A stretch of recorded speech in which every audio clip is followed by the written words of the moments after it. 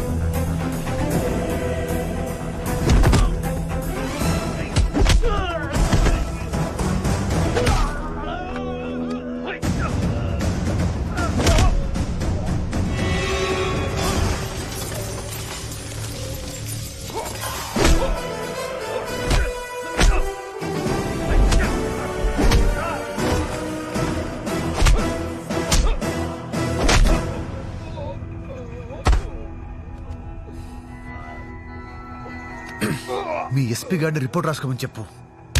Trigger gang మధ్య ఆధిపత్య పోరొచ్చి ఒకరినొకరు చిత్తకొట్టుకున్నారని. గొడవలో గ్యాంగ్ మొత్తానికి గాయాలైతే ట్రిగ్గర్ గాడికి మాత్రం వెన్నెపూస విరిగి జీవితంలో తలెత్తుకోలేకుండా మిగిలిపోయాడని చెప్పు.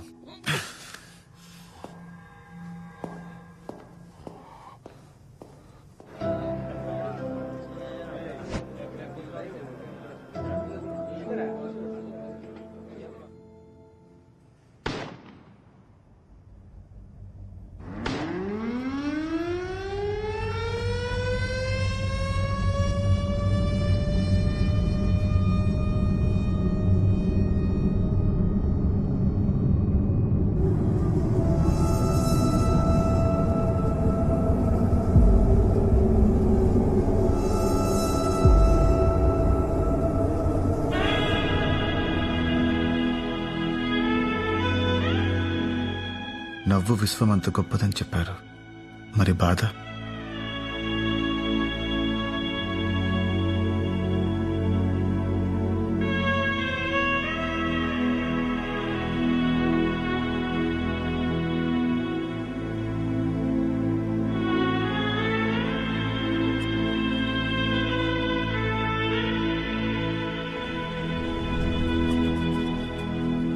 కౌంట్ డౌన్ స్టార్ట్ అయింది మాస్టర్. 1 మనిషి నవ్వుతే విశ్వం బుగ్గలు సొట్టబడితే అంటారు. నవ్వండి మాస్టర్.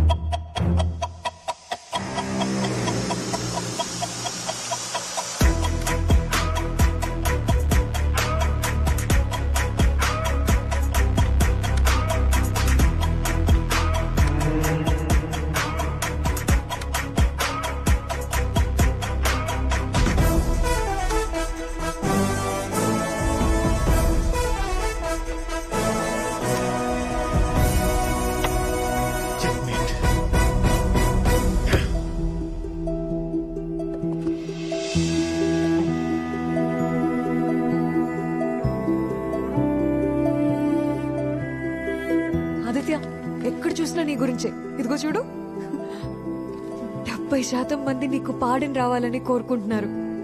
క్షమాభిక్ష వచ్చేసినట్టే. థ్యాంక్స్ చెప్తే సరిపోదు, కానీ నేనేం ఇవ్వలేను. ఆహా, నేనేం చేయలేదు. నీ ఫ్రీడమ్ కోసం నువ్వే ఫైట్ చేసావు. ఈ వారంలో ప్రెసిడెంట్ పాడన్ పిటిషన్ మీద సైన్ చేసే అవకాశం ఉందంటున్నారు. ఆ తర్వాత నువ్వు వరల్డ్ ఛాంపియన్షిప్ ఆడొచ్చు.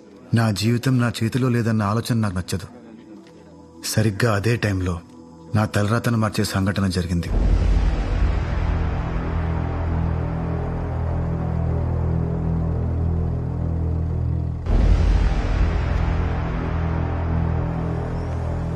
జమ్మూ కాశ్మీర్ లో ఇవాళ ఉదయం జరిగిన బాంబు దాడిలో 50 మందికి పైగా జవాన్లు ఆసువులు బాశారు. ఈ దాడిని ప్రధాని మోడీ, ప్రెసిడెంట్ కోవింద్ తో పాటు పలు దేశాలు ఈ కూడా టెర్రరిస్టుల లంచా కొడుకులు దేశాన్ని ప్రశాంతంగా ఉండవర్రా? ఉంటుందని హెచ్చరించాయి. ఇలాంటి దాడులకు పాల్పడే ఏ ఒక్క టెర్రరిస్ట్ ని క్షమించేది లేదని ప్రభుత్వం నిర్ణయించుకున్నట్టుగా తెలుస్తోంది. ఈ సంఘటనని అధికార పక్షం యొక్క నిర్లక్ష్య ధోరణిగా ఎత్తి చూపిస్తూ ప్రతిపక్షాలు ప్రభుత్వం మీద ఎదురుదాడికి దిగారు.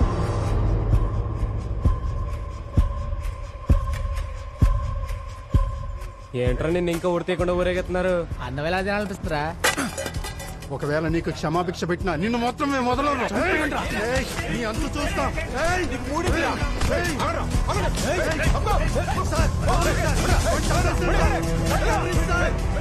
చప్పట్లు కొట్టిన చేతులు చావని కోరుకుంటున్నాయి. మనిషి ప్రేమలోని ద్వేషాన్ని, సుఖంలోని దుఃఖాన్ని, స్ఫూర్తిలోని అసూయని, తనలో మృగాన్ని మోస్తూనే ఉన్నాడు. నీకు నేనున్న ఆదిత్య, బుగులు వటకు. దినదినానికి పరిస్థితులు మారిపోతున్నాయి. ఇక్కడ అందరు నీ మీద పగవేంచుకుంటున్నారు. నేను వాళ్ళ లేక ఉండకూడదంటే ఇంకో ₹1,00,000 ఇవ్వు, నీ స్లిప్ నీకు ఇచ్చేస్తా. లేదంటే ఎస్పీకి ఇస్తాను.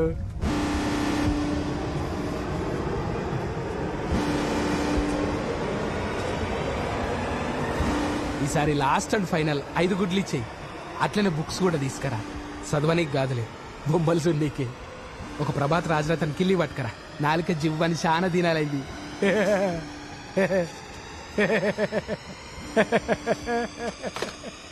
ఆవేశంలో ఆలోచనకు చోటుండదు, కానీ ఆవేశం ఆలోచనకి కారణమైతే తెలివికి చోటుండదు. ఒకప్పుడు ఆవేశంలో చేసిన తప్పుకి శిక్ష అనుభవించాడు. ఇప్పుడు అక్కడికి శిక్ష వేశాడు.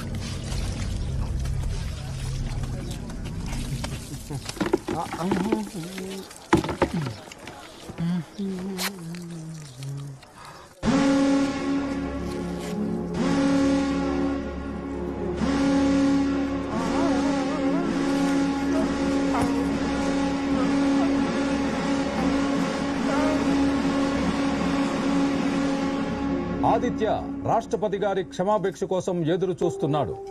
నిన్నటి వరకు క్షమాభిక్ష వస్తుందేమో అని ఆశ ఉన్నా ఈ దాడితో క్షమాభిక్ష ఇవ్వాలా వద్దా అనే సంకోచంలో రాష్ట్రపతి ఉన్నట్టు తెలుస్తోంది.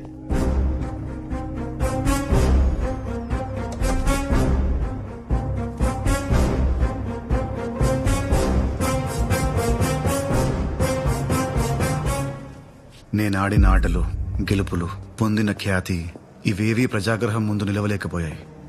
ప్రెసిడెంట్ గారు క్షమాభిక్ష ఇవ్వలేదు. హై సెక్యూరిటీకి షిఫ్ట్ చేసి చావు గుప్పెట్లో పడేశారు.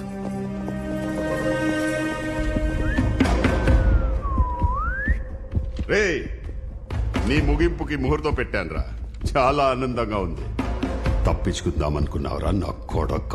కరెక్ట్ టైంలో బాంబ్ బ్లాస్ట్ జరిగింది. నీ చావు కోసం ఇది జరిగినట్టు అనిపిస్తుంది.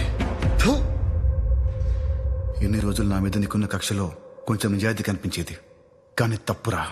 నీ బుద్ధే కరప్ట్. చెత్త నా కొడక. వాళ్ళు చనిపోయింది నాకు ఉరిపడ్డానికి కాదురా, డ్యూటీ చేస్తూ చనిపోయారు. చచ్చిపోయేవాడి తిట్టు నాకు తీయగా వినపడుతుంది. పెద్ద మనసుతో నీకు ఒక అవకాశం ఇస్తున్నాను. చివరిగా నువ్వు ఎవరిని కలవాలో చెప్పు. లాయర్ని కలవాలి. లాయర్ని కలవాలి. దాని మీద ఇంకా మోసు తీరలేదా? చెల్లిప్పి